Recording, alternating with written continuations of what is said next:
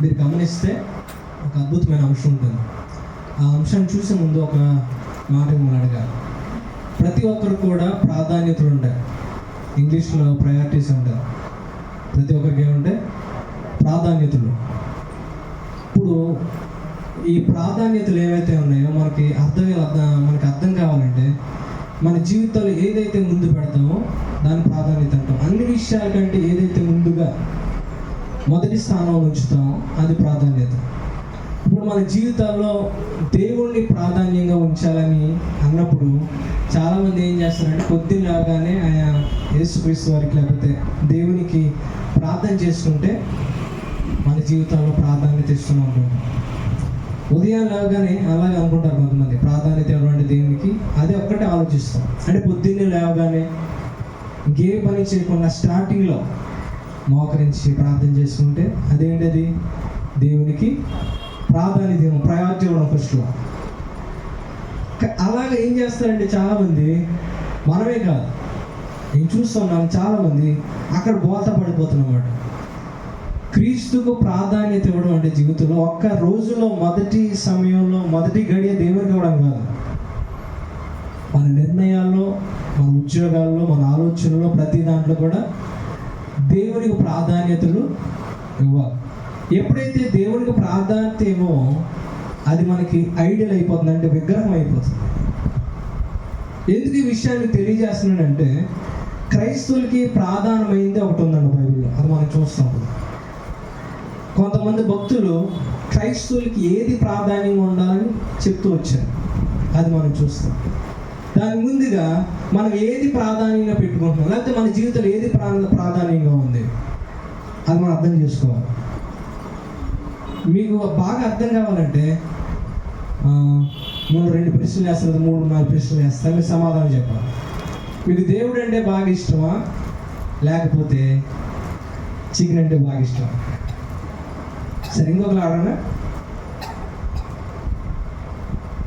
మీరు దేవుని మందిరానికి ఎప్పుడైనా సరే ఉపవాసం చేసారండి, లేకపోతే ఉపవాసంతో రండి అంటున్నప్పుడు మనం ఏం చేస్తున్నాం? రాగలిగే శక్తి ఉందంటారా? ఆ రోజు బిర్యానీ వండారు. సరే, ఇంకో క్వశ్చన్ అది, వివాహమైన వారికి మీకు దేవుడు అంటే బాగా ఇష్టమా, భార్య అంటే బాగా ఇష్టమా, భర్త అంటే బాగా ఇష్టమా? మీరేంటి ఖచ్చితంగా మాకు దేవుడు ఇష్టం అండి అంటారా? సరే, ఇంకొకటి, మీకు పిల్లలు అంటే బాగా ఇష్టమా, లేకపోతే దేవుడు అంటే బాగా ఇష్టమా?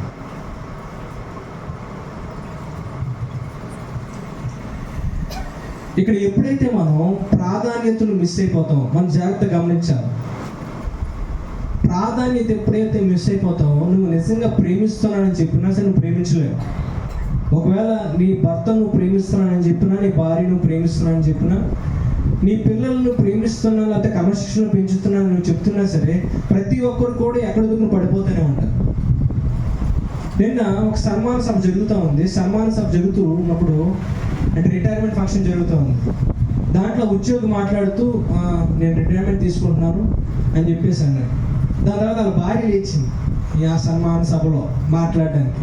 ఆమె అన్నది, నేను కూడా ఉద్యోగం చేస్తున్నాను, నా భర్త నేను కూడా ఉద్యోగం చేస్తున్నాను, కానీ మీ అందరికీ ఒక విషయం చెప్పాలి అని వాళ్ళ భర్త వైపు తిరిగి నన్ను క్షమించాడు అని చెప్పేసి, మీ అందరికీ ఒక విషయం చెప్పాలి, నేను ఎప్పుడు కూడా నా భర్తకి సహాయం చేయలేదు, కానీ ఆయన నాకు ఎప్పుడు కూడా తోడున్నాడు, అందుకని నన్ను క్షమించండి అని మాట చెప్పి. మళ్ళీ ఏముందంటే, మేము ఇంటికి వెళ్ళగానే ప్రతిరోజు కూడా బాగా కోపం ఎక్కువైనకి, ఎప్పుడు కూడా వెంటనే కోపం వచ్చేస్తుంది ఆయనకి. ప్రతిరోజు కూడా మేము ఏదో ఒక గొడవ వస్తూనే ఉంటుంది. మా పిల్లలు చూసి ఏమనుకుంటారంటే, అయ్య బాబు ఈ గొడవ చూస్తుంటే వీళ్ళు విడాకులు తీసేసుకుంటారేమో అన్నంతగా మేము గొడవ పడతాం. కానీ ఉదయం లేవగానే మళ్ళీ మేము యథావిధిగా కలిసిపోతాం. మా పిల్లలు కూడా అలవాటు అయిపోయింది, వీళ్ళు ఎంత గొడవ పడినా సరే పొద్దున్నే లేవగానే వీళ్ళు ఏమైపోతారు, కలిసిపోతారు అని చెప్పేసి వాళ్ళకు కూడా అర్థమైపోయింది. అందుకని మేము ఇంత సంతోషంగా ఉన్నా, అందుకని ఇప్పుడు దాకా మేము కలుస్తున్నామని చెప్తారు. దీంట్లో ఎంత సాక్ష్యం ఉందంట, లేకపోతే ఇది ఎలాగ ఉండాలి కుటుంబం సెలవిచ్చింది ఆమె, ఇలాగా భారతీయ కుటుంబాలు ఉంటాయి అని చెప్పేసి ఒక మోడల్ కింద చూపినట్టుగా, లేకపోతే ఒక ఒక దృష్టాంతాన్ని చూపినట్టుగా ఇలాగే కుటుంబాలు ఉన్నట్టుగా చెప్పింది ఆమె. అంటే ఖచ్చితంగా గొడవలు జరుగుతాయి, కానీ కలిసిపోయి సర్దుకుపోయి వెళ్ళిపోతుంటే ఉంటుంది. ఇది ఎంతవరకు నిజం అంటారు? అటువంటిదేనా కుటుంబం?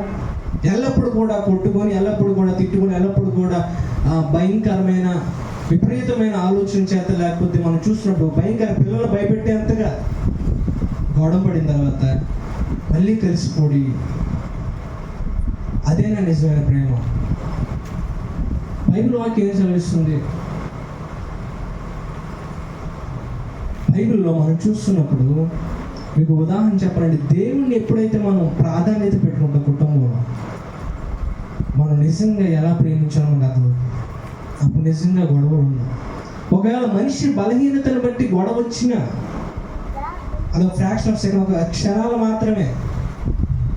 ఈరోజు మనం ఏ క్రైస్తవ కుటుంబం చూస్తున్నా ఎవరికైనా మాదిరిగా ఉండాలి కుటుంబం, క్రైస్తవ కుటుంబాలు లోకానికి మాదిరిగా ఉండాలని మనం చెప్తున్నా సరే, క్రైస్తవ కుటుంబాలు అలాగే ఉంటున్నాయి, లోకంలో కుటుంబాలు అలాగే ఉంటున్నాయి. పిల్లలు అలాగే ఉంటున్నారు, వీళ్ళు అలాగే ఉంటున్నారు. వీళ్ళు సాధారణంగా చెప్పేది ఏంటంటే, ఇదంతా అంతేనండి, ఇది ఈ సమాజం అంతా అంతే, మనిషి స్వభావం అంతే, ఇది మారే స్వభావం కాదు. కానీ ప్రభు చెప్పే మాట వేరొకటి, ఆయన ఇచ్చే జవాబు వేరొకటి. ఆయన అంటున్నాడు, మీ ప్రాధాన్యతలు ఆయన ముందు పెట్టుకున్నప్పుడు నువ్వు ఎలా ప్రేమించాలో ప్రేమిస్తావు, ఎలాగా కుటుంబాన్ని నడిపించాలో నడిపిస్తావు.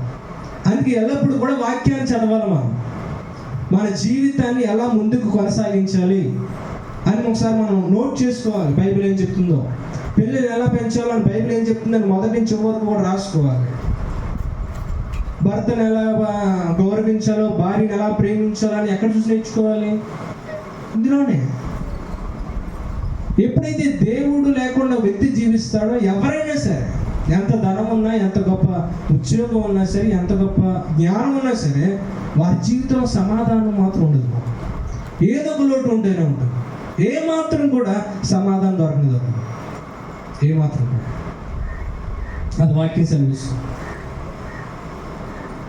ఎప్పుడైతే ప్రభువుని మనం పట్టుకుంటాం, ప్రభువులు ఎదుగుతూ ఉంటాం, రోజు రోజుకి ఆయనతో పాటు మనం ఆయన తెలుసుకుంటూ, ఆయన ప్రాధాన్యతనిస్తూ, ఆలోచనలోను, తలంపుల్లోను, క్రియల్లోనూ దేవుడు నా ముందు ఉండాలి అని పెట్టుకుంటూ మనం ముందుకెళ్తాము.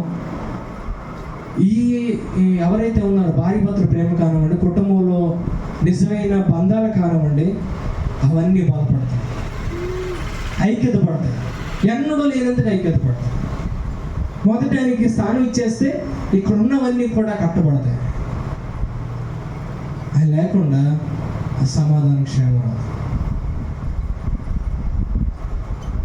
మీకు ఉదాహరణ, ఒక దృష్టాంతాన్ని చెప్పాలంటే, మీరు ఒక సైకిల్ రిమ్ చూడండి, సైకిల్కి రిమ్ ఉంటుంది, టైర్ లోపల రిమ్, దానికి ఊసలు ఉంటాయి, చూసారా? ఊసలు ఉంటాయి. ఇప్పుడు అలాంటి అటువంటి టైర్లు రావట్లేదు, ఇప్పుడు అన్నీ మంచి మంచి ఏంటంటే ఫైబర్ వచ్చేసిన టైర్లు వచ్చేస్తాయి. ఇప్పుడు ముందు పాతకాలంలో ఊసలు ఉండేవి టైర్కి. మీరు చూసినట్లయితే, మీరు 2 ఊసలు తీసుకోండి టైర్ దగ్గర, అవి మధ్యలో డిస్క్ దగ్గరికి, స్టీలు చక్రం దగ్గరికి వచ్చేసరికి ఏమవుతుంటాయి, 2 దగ్గర పడతా ఉంటాయి. అంటే టైర్ దగ్గర దూరం ఉన్నవి దగ్గరికి వచ్చే కొద్ది, చక్రం దగ్గరికి వచ్చే కొద్ది దగ్గర పడతా ఉంటాయి. ఒక ఆయన ఇలా అన్నాడు అన్నమాట, దాన్ని చూపించి ఏమన్నాడంటే, దేవుడు కూడా మన జీవితంలో కేంద్రీకృతమై ఉన్నప్పుడు, కేంద్రంగా ప్రాధాన్యంగా ఉన్నప్పుడు, దూరంగా ఉన్న జీవితాలు ఏదైతే ఉన్నాయో, దూరంగా ఉన్న బంధాలు ఏదైతే ఉన్నాయో, అవి దేవునికి దగ్గరగా అవుతున్నప్పుడు ఆ బంధాలు కూడా ఏమవుతాయి, దగ్గరగా అవుతాయి. దేవునితో సంబంధాన్ని దగ్గరగా కలుపుతున్నప్పుడు బంధాలు కూడా దగ్గరగా అవుతాయి. మరి క్రైస్తవులకి ఏది ప్రాముఖ్యత అంటే, యేసుక్రీస్తు వారు ప్రాముఖ్యంగా ఉండాలి. అందులో ఏది ప్రాముఖ్యం అంటే, యేసుక్రీస్తు వారి జీవితంలో ఈరోజు ఆయన చేసిన త్యాగం చాలా ప్రాముఖ్యంగా ఉండాలి. ఏది తెలిసినా ఏది తెలియకపోయినా ప్రతి ఒక్కరూ ఆ సిలువ దగ్గరికి రావాల్సింది. సిలువని తెలుసుకోకుండా క్రిస్మస్ జరుపుకున్నా, సిలువని తెలుసుకోకుండా మధ్యలో ఏది చేసినా సరే ప్రయోజనం లేదు. నువ్వు రొట్టె ద్రాక్షరసం తీసుకున్నా, లేకపోతే ఆయన దేవుడని మామూలుగా ఒప్పుకున్నా సరే, సిలువ దగ్గరికి వచ్చి ఆ సిలువ త్యాగాన్ని గుర్తించలేకపోతే మనం నిజంగా ప్రాముఖ్యత తెలుసుకోవాలి. ఒకసారి వాక్యంలో చూద్దాం, కొన్ని మాటలు చూద్దాం. పౌలు రాస్తూ అంటున్నాడు, 1 కొరింథీయులకు రాసిన పత్రిక 2వ వచనంలో పౌలు చెప్పే మాటలు ఒకసారి జాగ్రత్తగా చూడండి. 1 కొరింథీయులకు రాసిన పత్రిక 2వ అధ్యాయం 2వ వచనం, నేను యేసుక్రీస్తును అనగా, ఇది పౌలు చెప్తున్నాడు. పౌలు అనే భక్తుడు మాట్లాడుతూ 1 కొరింథీయులకు రాసిన పత్రిక 2వ అధ్యాయం 2వ వచనంలో, నేను యేసుక్రీస్తు అనగా సిలువ వేయబడిన యేసుక్రీస్తును, మరి దేనిని మీ మధ్య నేను ఎరుగునుందునని నిశ్చయించుకోండి. సిలువ వేయబడిన క్రీస్తును తప్ప మరి దేనిని కూడా మీ మధ్య నెరుగకుందునని, తెలియకుండా ఉందునని. పౌలు గారికి అన్నీ తెలుసు, బైబిల్లో బైబిల్ చరిత్ర అంతా కూడా బాగా తెలుసు.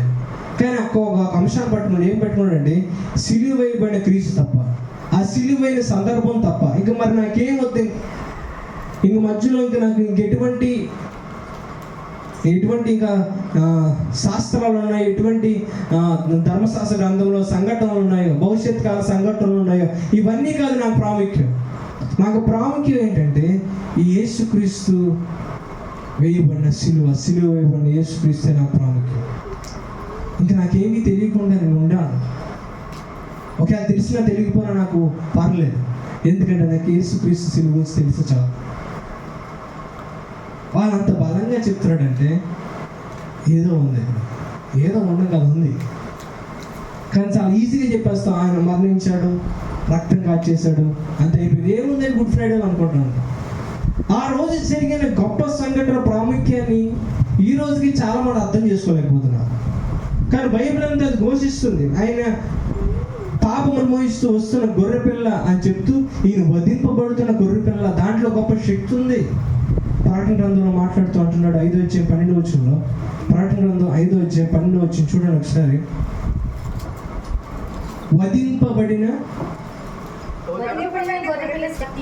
వధింపబడిన గొర్రెపిల్ల శక్తియు ఐశ్వర్యమును జ్ఞానమును బలమును ఘనతయు మహిమయు స్తోత్రమును పొందనరుడని ఆయన గురించి మాట్లాడుతున్నప్పుడు, ఆయన వధింపబడిన గొర్రెపిల్ల, ప్రాణం పెట్టిన గొర్రెపిల్ల, రక్తం చెందించిన గొర్రెపిల్ల, ప్రతి ఒక్కరు కూడా ఆ సందర్భాన్ని ప్రాముఖ్యంగా పెట్టడం మనం చూస్తూ ఉంటాం.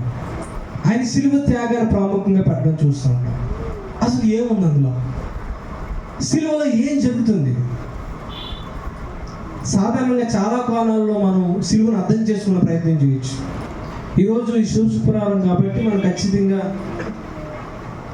ఈ సమయాన్ని దేవుడిచ్చాడు కాబట్టి ఈ సిలువను ఈరోజు మనం అర్థం చేసుకునే ప్రయత్నం చేద్దాం. అనేకమైన కోణాలు ఉన్నాయి, అనేక విధాలుగా ఈ సిలువ సందర్భాన్ని మనం అర్థం చేసుకోవచ్చు. ఒక విషయం మనం చూస్తే, ఈ సిలువలో ఒక గొప్ప మార్పిడి జరిగింది. మార్పిడి అంటే మీకు తెలుసా? చెప్పండి. మీరు ఎప్పుడైనా పాత సామాన్లు అనుకుని వస్తూ ఉంటాడు, పాత సామాన్లు కొంటాను వస్తూ ఉంటాడా?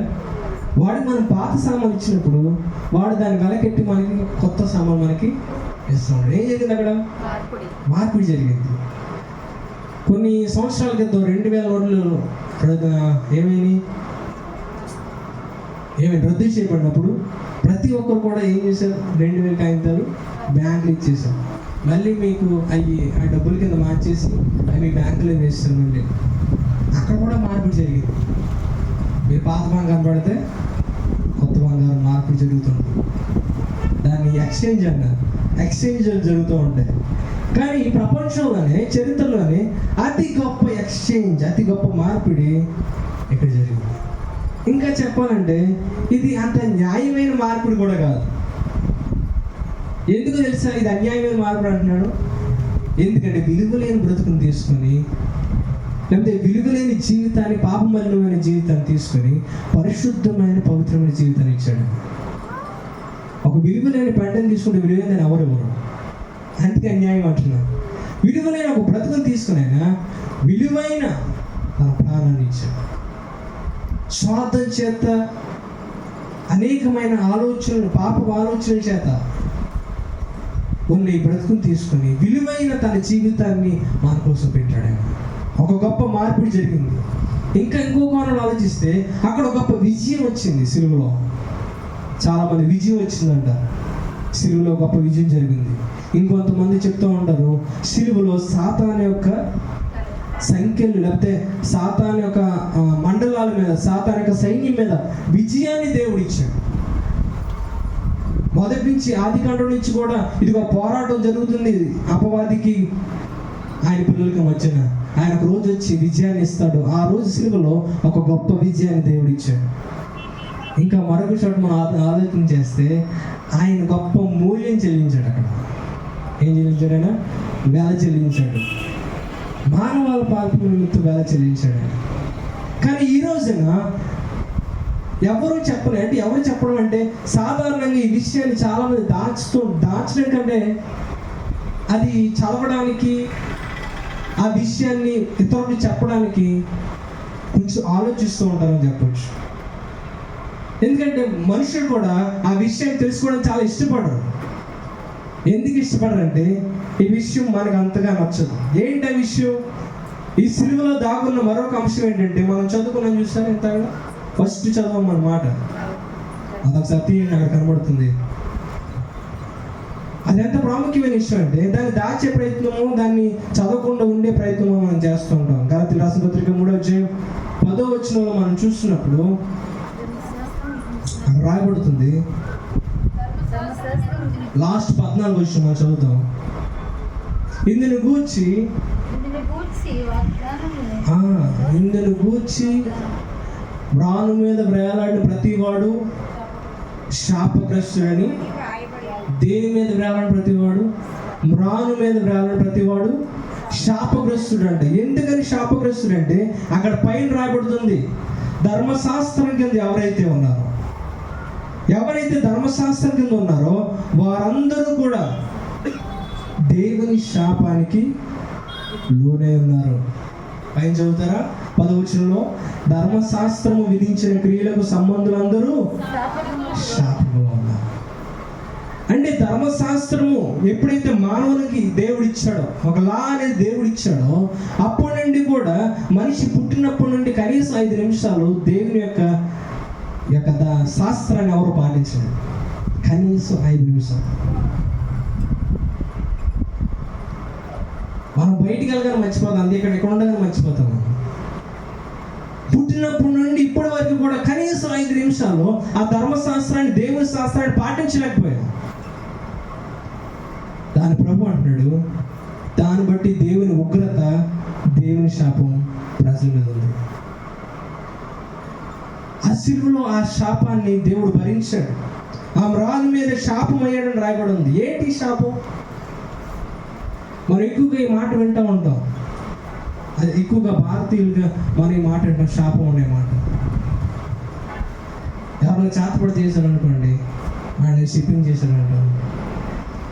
ఎవరన్నా ఎక్కడన్నా మనం ఏదన్నా పల్లెటూరులోకి వెళ్ళినా, ఏదైనా చిన్న గ్రామాల్లోకి వెళ్ళినా, ఆ రాత్రికి ఏమైనా జ్వరం వచ్చేస్తే, లేకపోతే ఏదైనా అనారోగ్యం వస్తే ఏమంటాం?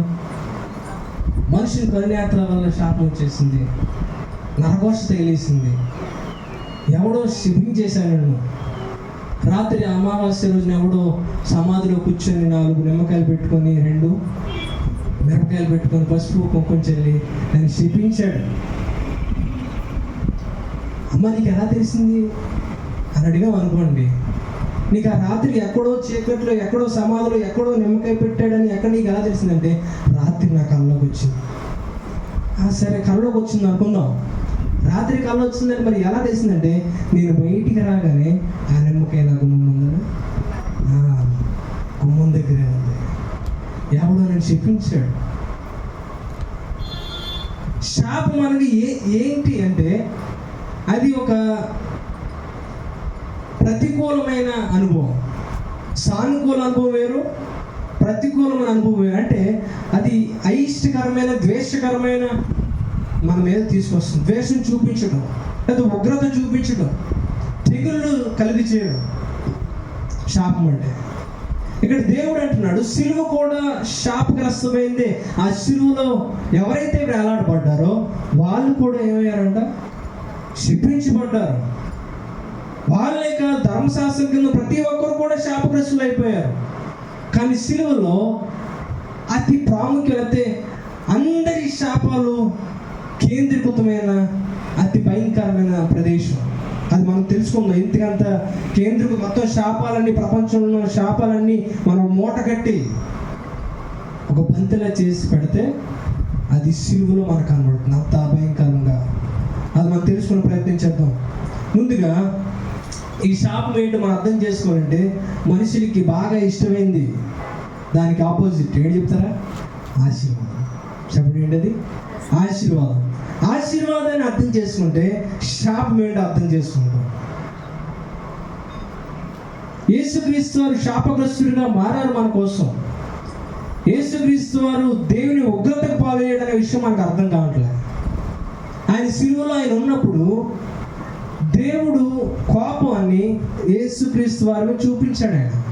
ఆయన కుమారుడైన యేసుక్రీస్తు ప్రభు ఆయన ఉగ్రతను చూపించాడు, భయంకరమైన ఉగ్రత.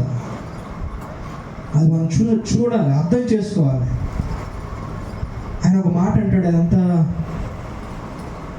మీరు యెషయా గ్రంథం తీస్తే యెషయా గ్రంథం 53:10 చూసినప్పుడు ఆ మాట ఎంతో భయాన్ని కలిగిస్తుంది మనకి. దేవుడే అటువంటి మాట అంటాడా అని. 53:10 దేవుడి నోటి నుండి అటువంటి మాట వస్తుందా? చూసారా? ఎవరిని నలుగొట్టాలంటే తండ్రిని దేవుడు మాట్లాడుతున్నాడు కుమారుడు గురించి.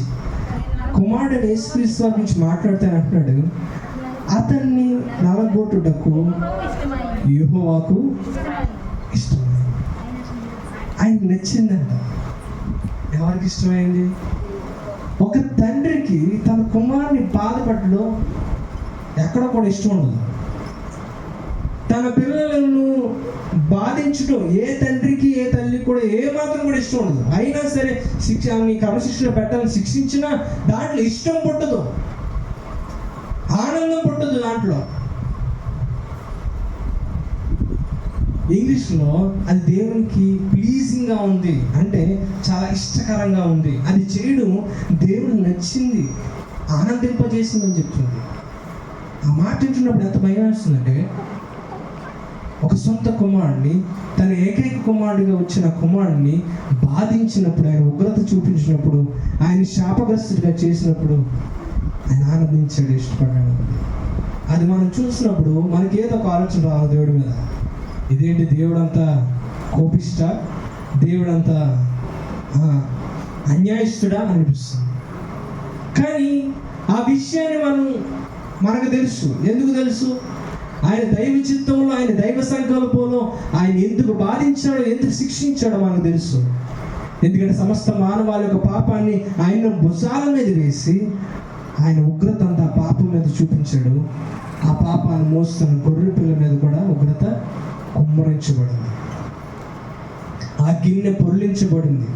గెత్సేమనే తోటలో పైన ప్రార్థన చేస్తున్నాడు, అయ్యా నీ చిత్తమైతే గిన్నె తొలగించని గిన్నె. దేవుని ఉగ్రత ఉంది ఆ పాత్రలో, దేవుని ఉగ్రత కలిగిన పాత్ర. ఈ గిన్నె తొలగించరా, కానీ నీ ఇష్టానుసారంగా నీ చిత్తం ఏదవుతుందో అదే జరిగించని ఆ గిన్నె పొర్లిస్తున్నప్పుడు, ఆకాశం నుండి దేవుని ఉగ్రత పడుతున్నప్పుడు ఎంతో భయంకరమైన శాపం. ఏ మానవుడు కూడా సహించాడు దేవుని ఉగ్రతను. ఆ రోజున యేసుక్రీస్తువారు ఆ ఉగ్రతకు పాలైపోయాడని చెప్పచ్చు. ఆయనకి ఇష్టకరంగా ఉందంట, అంత భయంకరంగా ఉందండి శాపం.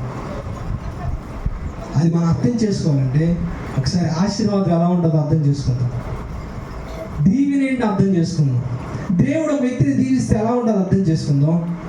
అప్పుడు మనకి శాపం ఏంటి అర్థమవుతుంది. బైబిల్ గ్రంథంలో మనం చూస్తున్నప్పుడు చాలామంది ప్రవక్తలు మాకు ఆశీర్వాదం కావాలి, దీవెన కావాలని ప్రార్థన చేశారు. శాపానికి ఆపోజిట్ పదం ధన్యత. బైబిల్లో చూడండి, ఎక్కడ చూసినా కీర్తన 1:1 చూడండి. కీర్తన 1:1 ఉంది. మీరు చెప్పే అవసరం లేదు, చెప్పండి. దృష్టిలో ఆలోచించి చెప్పుకున్న నడవక, పాపుల మార్గం నిలవక, అపహాసులు కూర్చుని చోట కూర్చుండక, యెహోవా ధర్మశాస్త్రం ఆనందించు దేవాలయాన్ని ధ్యానించేవాడు ధన్యుడు. మీరు ఇంకా ముందుకు వచ్చేస్తే మత్తయి సువార్త 5లో ధన్యతులు అనే ప్రసంగం కనబడుతుంది. అదేం ప్రసంగం? దీనులైన వారు ధన్యులు, దేవుని రాజ్యం వారిది. హృదయశుద్ధి గలవారు ధన్యులు, దేవుని చూస్తారు. నా నిమిత్తం హింసించబడు ధన్యులు ధన్యులు ధన్యులు అని ధన్యులని ప్రసంగం చూస్తాను.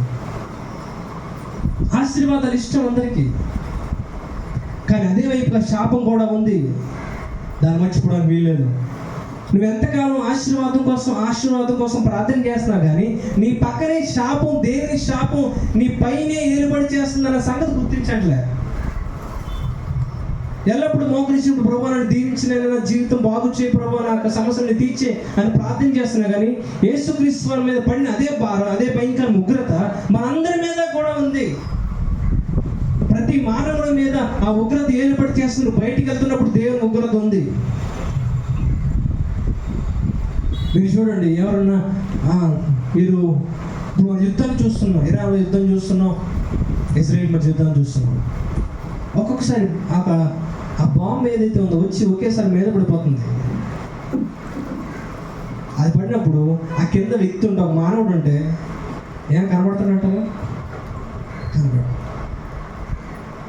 కానీ దేవుని ఉగ్రత ఆ వ్యక్తి మీద పడినప్పుడు శరీరం కాదు, ఆత్మ కూడా నశించిపోతుంది. అది ఇంకా భయంకరం. ఒక న్యూక్లియర్ వెపన్, ఒక బాంబు పడినప్పుడు కొన్ని లక్షల మంది ఒకేసారి తుడిచిపెట్టుబడిపోయారు ఒక టైంలో. భయంకరంగా అటువంటి వేల న్యూక్లియర్ బాంబు తీసుకొచ్చిన దేవుడు వీలైతే ఆయన తయారు చేయవలసిన లేదు. ఆయన ఒక నక్షత్రం ఆజ్ఞాపిస్తే అది వచ్చి భూమిని తాకితే చాలు. అది కూడా సరిపోదు. యేసుక్రీస్తు వారి పడిన ఉగ్రత మనం చూస్తే, ఒక దేవుడికే ఇష్టమైందంటే బాధించుడు ఎంత కోపాన్ని చూపించాడు చూడండి. మీరు అది మాత్రం మర్చిపోవడానికి వీల్లేదు. ప్రభువా నీ ఆశీర్వాదం మా మీద ఎలాగైతే ఉందో నీ ఉగ్రత కూడా మా మీద ఉంది అని మీరు గుర్తించాలి. ప్రతి ఒక్కరి మీద ఉగ్రత శాపం ఏర్పాటు చేస్తుంది. ఇదేదో నేను కల్పించింది మిమ్మల్ని భయపెట్టాలని కాదు. ఎందుకంటే ప్రజలందరూ కూడా ఆశీర్వాదం కావాలి, దీవెన కావాలని ఇష్టపడుతున్నారు కాబట్టి ఈ మాటలు మీకు అందించబడుతున్నాయి. కానీ ఒకసారి మీ మీద శాపం ఉందనే విషయాన్ని అర్థం చేసుకోవాలి. ఎందుకంటే మొదటి నుండి కూడా శాపం ఏర్పాటు చేస్తుంది. ఆదాముని దేవుడు శపించాడు, అవ్వను శపించాడు. అవ్వతో అన్నాడు, అమ్మా నువ్వు గర్భం ధరించేటప్పుడు నువ్వు వేదనతో పిల్లలకంట శాపం ఉంది. నీ మీద శాపం ఉంది. వేదన, తీవ్రమైన వేదన, భయంకరమైన వేదన. సర్పాన్ని చూసి దేవుడు శపించాడు, సర్పమా నువ్వు పాకుతావు. సర్పం అంటే సాతాను అనుకుంటారు, కాదు, జంతువే అది. ఎందుకు అది శాపగ్రస్తంగా మారిపోయిందంటే సర్పం అది సాతానికి ఉపయోగపడింది కాబట్టి. సాతాను తన క్రియ జరిగించిన సర్పంలో దూరి అవ్వతో మాట్లాడుతున్నప్పుడు తన క్రియ జరిగించడానికి అవకాశం ఇచ్చింది కాబట్టి. తన జ్ఞానంలో అవకాశం లేదు, తనకు జ్ఞానం లేదు, సాతాన్ని వాడుకున్నాడు. అందుకే దేవుడు దాన్ని శపించాడు. ఏమని శపించాడు ఆయన? నువ్వు బ్రతికినంత కాలం కూడా, ఆదికాండం 3వ అధ్యాయం నువ్వు చదివితే, సర్పంతో నువ్వు చేసినందుకు పశువులన్నింటిలోను భూజంతువులన్నింటిలోను నీవు శపించబడిన దానివే. ఉందంట లేదండి శాపం? ఉందండి. నువ్వు శపించబడిన దానివే, నీ కడుపుతో ప్రాగుచ్చు నువ్వు బ్రతుకుతావు, బాగా తింటావు. భూమిని శపించాడు ఆయన. ఇదిగో నువ్వు ముళ్ళ కంచుల్లో పండిస్తావు, ముళ్ళు కంపులు పండిస్తావు. నువ్వు శపించబడిదాను. మానవుని శపించాడు దేవుడు. ప్రతి ఒక్కరి మీద మానవ శాపం ఉంది. మీరు ముందుకు వచ్చేసి చూడండి, ఆ శాపం ఏలుబడి చేస్తున్నది మానవుల మీద. ఈరోజు మనం అర్థం చేసుకోలేదు. దేవుని ఉగ్రత, దేవుని శాపం ప్రతి ఒక్కరి మీద ఉన్నదన్న సంగతి మనం మర్చిపోతున్నాం. సృష్టి అంతా కూడా కేకలు వేస్తుందంట, ఈ యొక్క శాపం నుండి ఇప్పుడు విముక్తి చేస్తాం. ఆ మాట చూడండి ఒకసారి. రోమిల రాష్ట్రపత్రిక 8:22 రోమిల రాష్ట్రపత్రిక 8:22 సృష్టి యావత్తు ఇది వరకు ఏకగ్రీవముగా మూలుగుచ్చు ప్రసవ వేదన పడుచున్నదని జరుగుతుంది. ఈ భూమి మొరపెడుతుంది, ఈ పదార్థం మొరపెడుతుంది.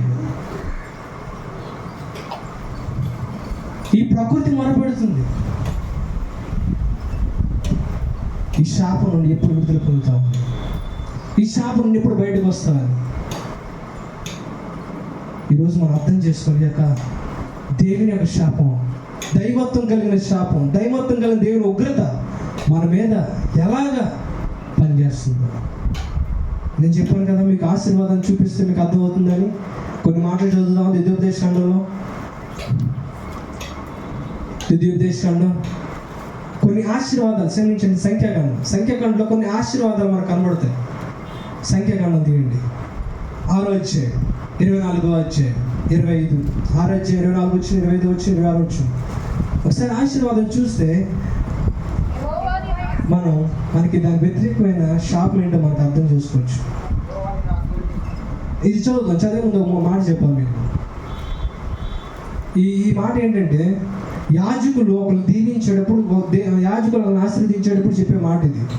చదవండి, అక్కడ ఏముందో, యెహోవా నిన్ను ఆశీర్వదించి నిన్ను కాపాడుగాక, యెహోవా నీకు తన సన్నిధిని ప్రకాశింపజేసి నిన్ను కరుణించును గాక, యెహోవా నీ మీద తన సన్నిధి కాంతి ఉదయింపజేసి నీకు సమాధానం కలుగజేయును గాక. ఈ 3 వచనాలు కూడా ఒకే మాట తెలియజేస్తున్నాయి, ఒకే అర్థాన్ని ప్రాముఖ్యతను తెలియజేస్తున్నాయి. కానీ ఈ 3 వచనాల్లో 3 అర్థాలు వచ్చేలాగా పదాలు ఉపయోగించాడు. ఒకే అర్థం వచ్చేలాగా 3 వేరు పదాలను ఉపయోగించాడు. మీకు మొదటి మాట అర్థం కాకపోతే రెండో మాట చదవండి.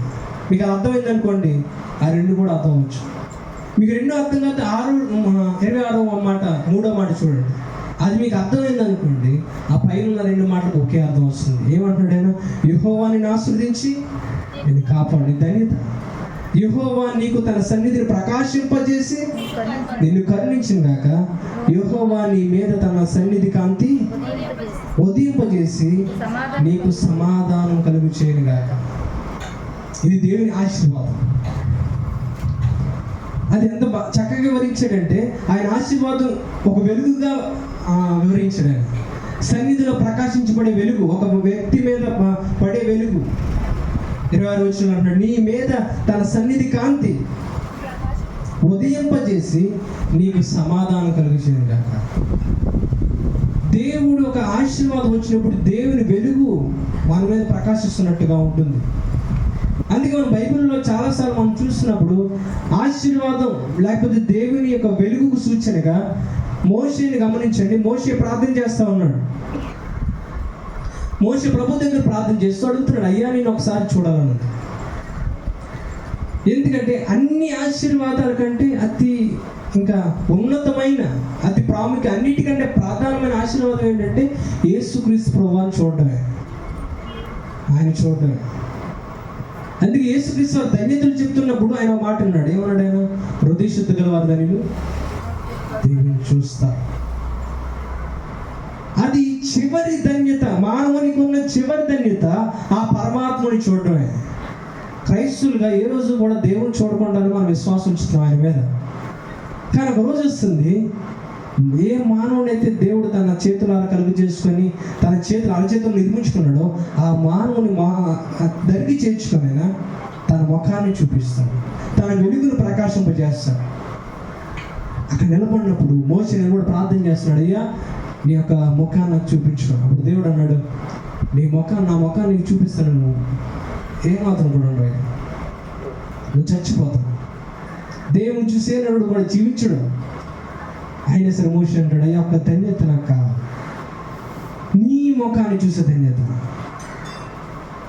అప్పుడు ఆయన అంటాడు, సరే అయితే ఇది ఈ యొక్క కొండ పక్కన నేను పెడుతున్నా, నేను నా ముఖాన్ని చూపించు, నా వెనుక భాగాన్ని చూపిస్తాను, నేను పక్కన నడుచుకుంటే వెళ్తా, నువ్వు ఆ సందులో నుండి, ఇంకా చెప్పాలంటే ఆ రాయిలో నుంచి చూశాడు దేవుణ్ణి, ఆ బేటలో నుంచి చూశాడు. ఆ దేవుని వెలుగు ఆ యొక్క పదార్థంతో సంబంధం లేకుండా వెళ్ళిపోయింది. మన లైట్ వేస్తే గోడ ఆపేస్తుంది, కానీ ఆ రోజు మోషే చూసిన వెలుగు ఆ కొండ బేటలో నుంచి అందులో నుంచి చూశాడు. ఆ వెలుగు కనబడినప్పుడు అక్కడ రాయబడి ఉంది, మోషే ముఖం తేజవంతంగా మారిపోయింది. ఆ వెలుగు అతని మీద ప్రకాశించిందని రాయబడింది. ఆ రోజు ఆ వెలుగు కలిగిన మోషే కిందకు వచ్చినప్పుడు పాపం చేత నిండిపోయిన వ్యక్తి, అపరిశుద్ధ చేత నిండిపోయిన వ్యక్తి మోషేని చూడలేకపోయాడు. అయ్యా నీ ముఖాన్ని మూసుకున్నారు, నీ ముఖాన్ని మూసుకో, మేము చూడలేకపోతున్నాం, ఎవరన్నా ముఖానికి వేయండి, క్లాత్ వేయండి అని చెప్పేసాను. అటువంటిది ఆశీర్వాదం, అటువంటి ధన్యత. అందరూ ఆ వెలుగు కోసం ప్రాధాయపడుతున్నారు. వెలుగు చూపించండి. యోహాన్ అంటాడు, అద్భుతమైన మాట అంటాడండి యోహాన్, అయ్యా నీ ముఖాన్ని చూస్తే మా జీవితం ధన్యత అయిపోతుంది. మా చివరి ధన్యత ఏంటంటే నీ ముఖాన్ని చూడడమే. మొదటి యోహాన్ రాసిన పత్రిక 3:1-2 కొత్త నిబంధనలో మీకు కనబడుతుంది. తీస్తారు. మొదటి యోహాన్ కొత్త నిబంధన 323వ పేజీ, 3:1-2 చదువుతారా? మనము దేవుని పిల్లలమని పిలువబడినప్పుడు తండ్రి మనకెట్టి ప్రేమ అనుగ్రహించిన చూడండి. మనము దేవుని పిల్లలమే, ఈ హేతువు చేత లోకం మనల్ని ఎరుగదు, ఏలనగా అది ఆయనను ఎరుగలేదు. ప్రియులారా, ఇప్పుడు మనం దేవుని పిల్లలమై ఉన్నాము. మనం ఇక ఏమవుతామో అది ఇంకా ప్రత్యక్షపరచబడలేదు, కానీ ఆయన ప్రత్యక్షమైనప్పుడు ఆయన ఉన్నట్లుగానే ఆయన చూతుము కనుక ఆయనను పోలిందుమని ఎరిగిందు. ఆయన యందు ఈ నిరీక్షణ పెట్టుకున్న ప్రతి వాడును ఆయన పవిత్రుడైనట్టుగా తనను పవిత్రునిగా చేసుకో. ఒకరోజు వస్తుంది ప్రియులారా, ఆ రోజు మీకు ఎలా ఉంటుందో తెలీదు, ఆ పరలోక రాజ్యం ఎలా ఉంటుందో తెలీదు. కానీ మీరు అక్కడ అడుగు పెట్టగానే పౌలు చెప్పి మాట గుర్తొస్తుంది, నేను ఈ లోకంలో ఏది తెలియనట్టుగానే నేను జీవించాను. నాకు యేసుక్రీస్తు వారు తప్ప, సిలువ వేయబడిన ఆ సిలువ వేయబడిన క్రీస్తు తప్ప ఏమీ తెలియనట్టుగానే బ్రతికాను. ఎన్నో శాస్త్రాలు నా పౌలు గారు అంటున్నారు ఈ మాట. నాకు అది అప్పుడు తెలిస్తే చాలు అన్నట్టుగా బ్రతికాను. అలాగే మీ మధ్య నేను జీవించినది నా ప్రతిఫలం దొరికింది. ఆ సిలువలో వేయబడిన క్రీస్తుని చూశాను.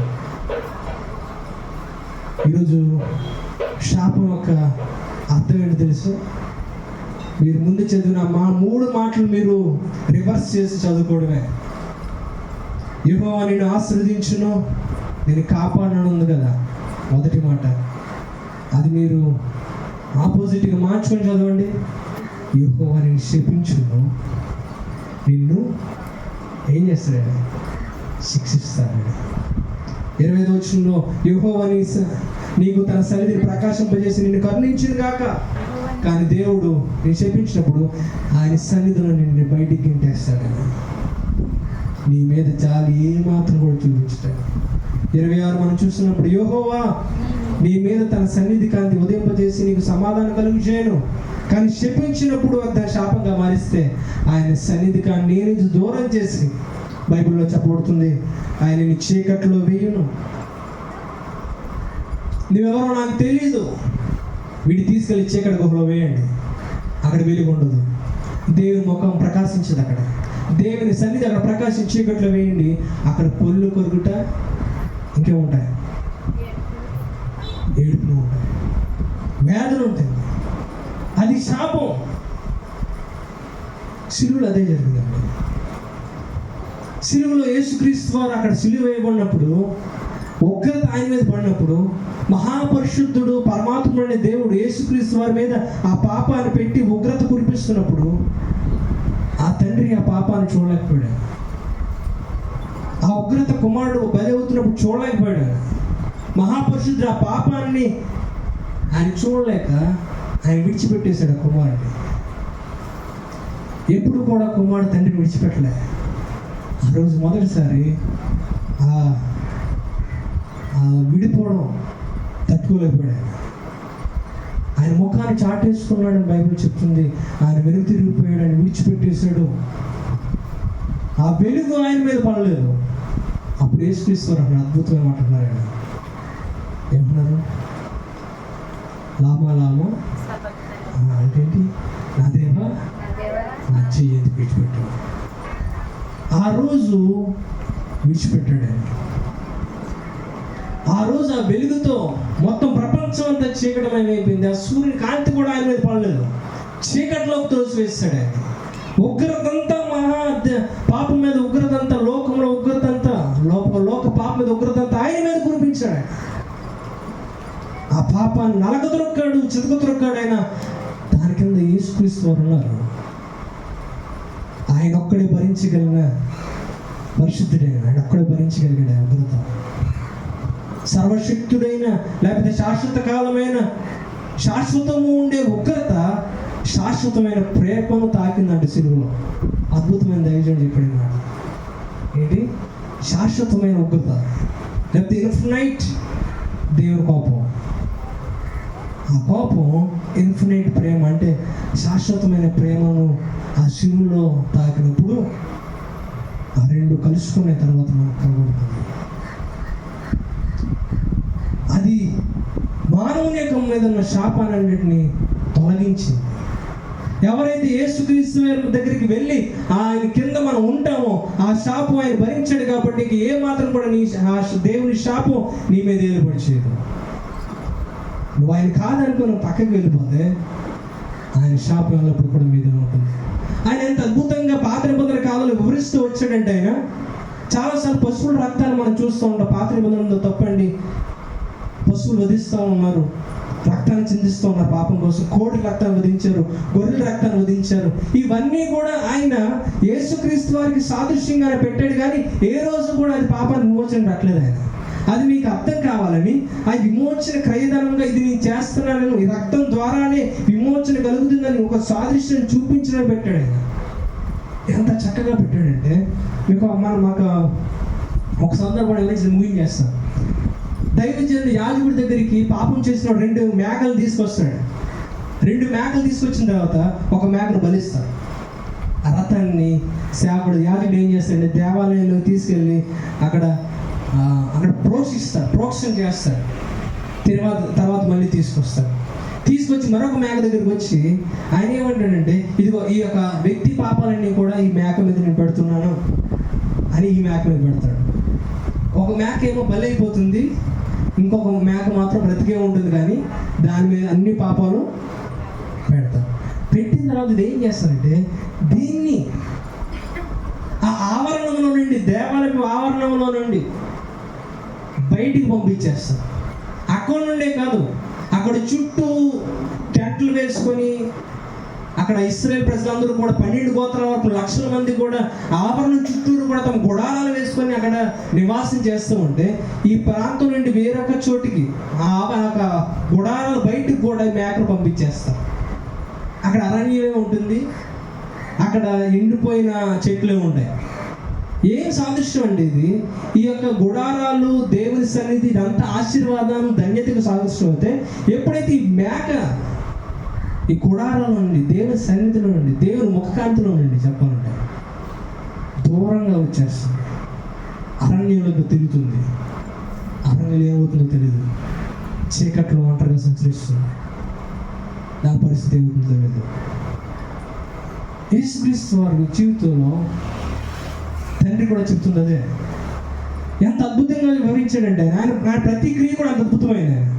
యేసుక్రీస్తు వారిని యెరూషలేముకు తీసుకొచ్చాడు ఆయన, దేవుని సన్నిధి ఉండే దేవాలయం. ఆయన యెరూషలేము రావడానికి కారణం అదే. దేవాలయంకి వచ్చాడు ఆయన, దేవాలయం చూశాడు. అక్కడ నుండి యెరూషలేము బయటికి తీసుకెళ్ళబడ్డాడు. మేక ఎలాగైతే దేవుని సన్నిధి నుండి దూరపరచబడిందో, యెరూషలేము నుండి బయటికి తీసుకొచ్చారు. గోల్గొతా కొండ మీద తీసుకొచ్చారు, యెరూషలేమును బయటికి తీసుకొచ్చారు. ఆ గోల్గొతా కొండ పైన, అరణ్యం అనే కొండ పైన ఆ మేక ఏదైతే అరణ్యంలోకి వచ్చేసిందో, దూరం అయిపోయింది దేవుని సన్నిధికి, అలా యేసుక్రీస్తుని యెరూషలేముకు బయట తీసుకొచ్చి కొండ మీద ఆయన సిలువ వేశారు.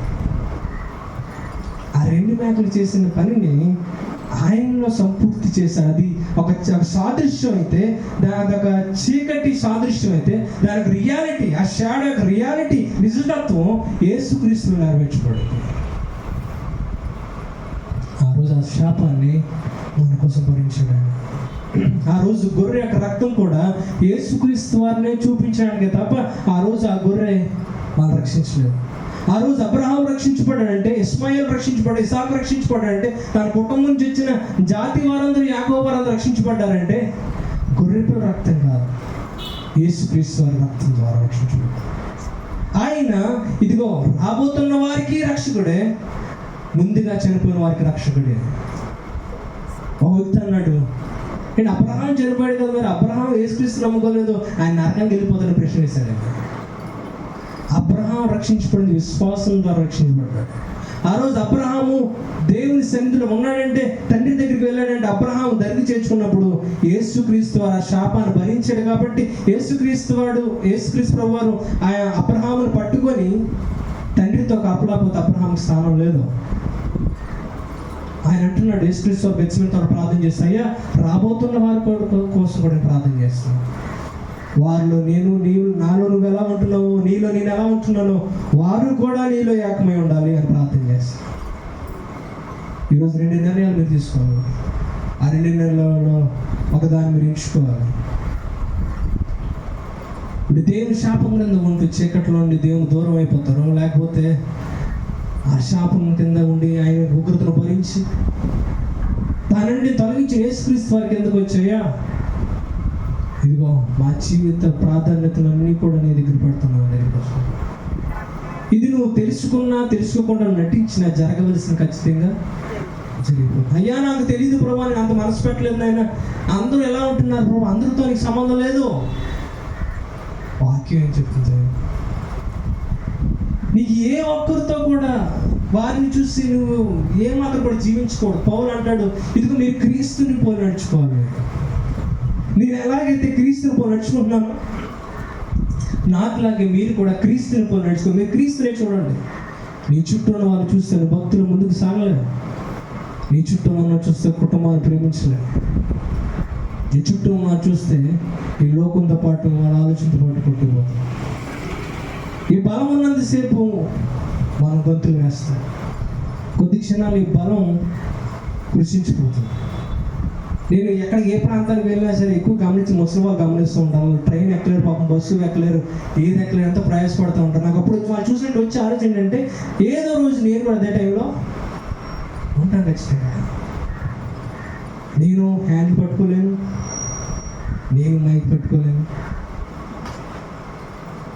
ఏ ఒక్కరు కూడా ఆ రోజు మనం పట్టుకోలేము. ఈరోజు ముసలివాడా నల్లబోతున్నారు, కర్రచుకోలేతున్నారు, నిలబడలేదు, ఇంటికి తిడుతూ ఉంటాం.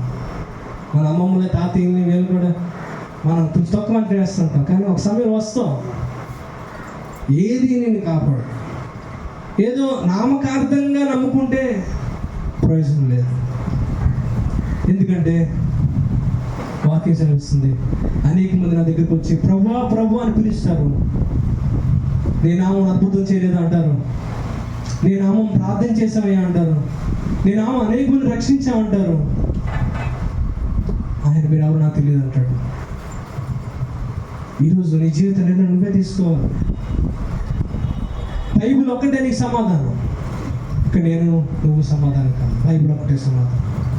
ఈరోజు ఆ శాపాన్ని దేవుడు మన కోసం సిలువలో త్యాగమే, ఆ మహాదేవుని యొక్క ఉగ్రతను భరించి ఉచితంగా మన చేతిలో పెట్టిన రక్షణ ఈరోజు నువ్వు తీసుకుంటావా, లేకపోతే తృణీకరిస్తావా?